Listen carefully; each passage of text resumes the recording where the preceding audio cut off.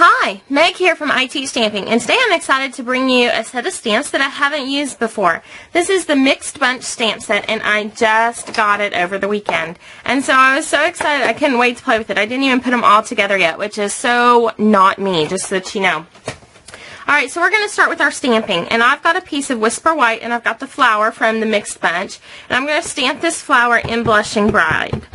So I'm going to get it good and inked up and get this stamped onto the Whisper White. Now, it doesn't have to be perfect or lined up on this Whisper White because we're going to use the punch. I'm so excited about this punch. I love it, love it, love it. Okay, then actually I'm going to stamp two of these. I got so excited about using this set, I wasn't even paying attention to what I was doing. Alright, so here's our second one. And then we're going to stamp the little center guy and some Baja Breeze ink, and let's just put it right there.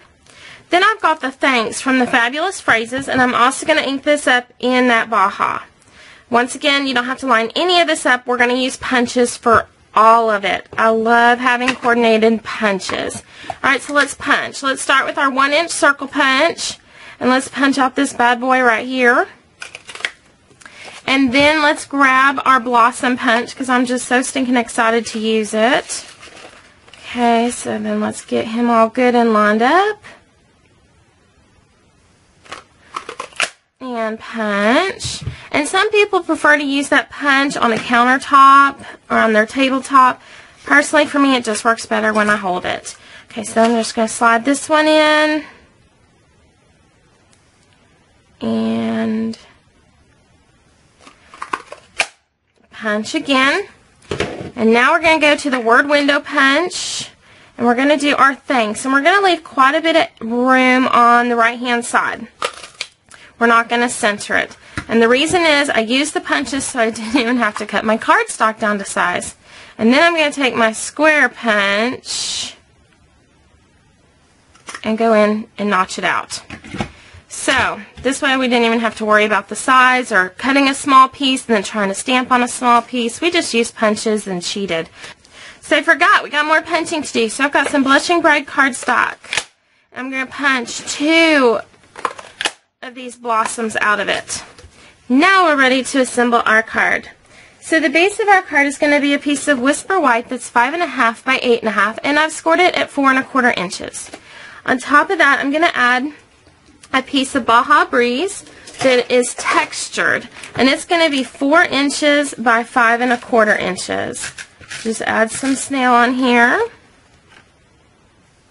and put this right on top. I really liked the textured cardstock for this background.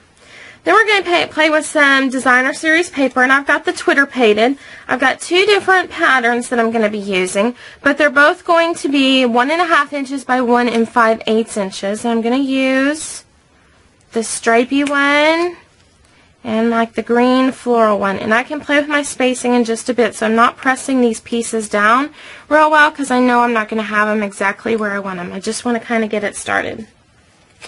So I'm just going to tic-tac-toe board, kind of just make a little grid there. Then I've got 2 pieces of Whisper White that I ran through the dotted scallop ribbon border punch, and they're each going to be 3.5 inches long.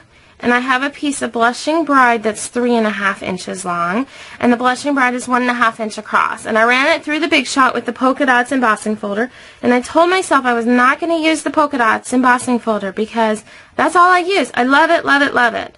So I tried this card with all different ones, and you know what? The polka dots were just the best. So go with whatever you love. And so I'm just going to center this on the card.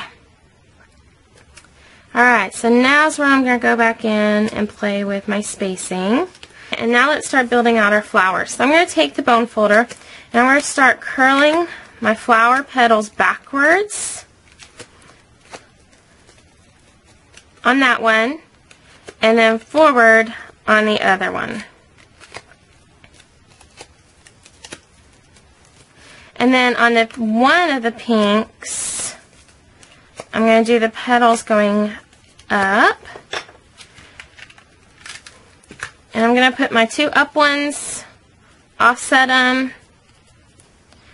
and then they're going to go on to the front over here.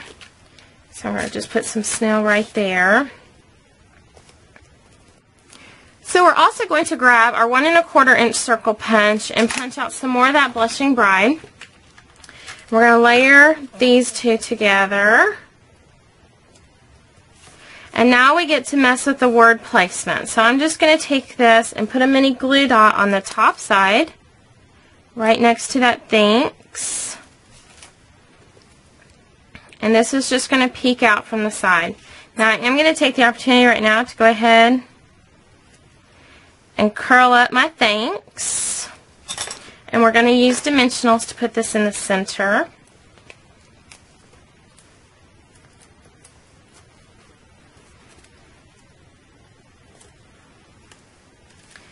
And I wanted it a little bit more on an angle. There we go. Now we need a giant pearl. I love these new large pearls, so I'm just going to take this with my snips and pop that right into the center. And then there we have, oh, we got to do the inside of the card. Good grief, you'd think I was losing my mind today. Alright, so I'm going to take these, and the reason I curled these backwards is because they are going to be for the inside of the card. And so I wanted to still have some texture to it, but I knew if I curled them up, that it wouldn't lay flat into my card. So if you just curl them back a little bit, you'll still get some great texture. Your card will still close.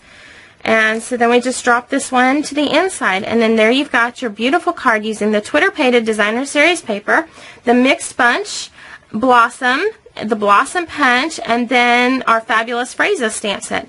So I hope you've enjoyed today's video tutorial teaching you how you can make a quick card. If you've liked this video and you want to see more, be sure to visit www.iteachstamping.com. And remember, I don't just sell rubber stamps, I teach you how to use them. Have a great day.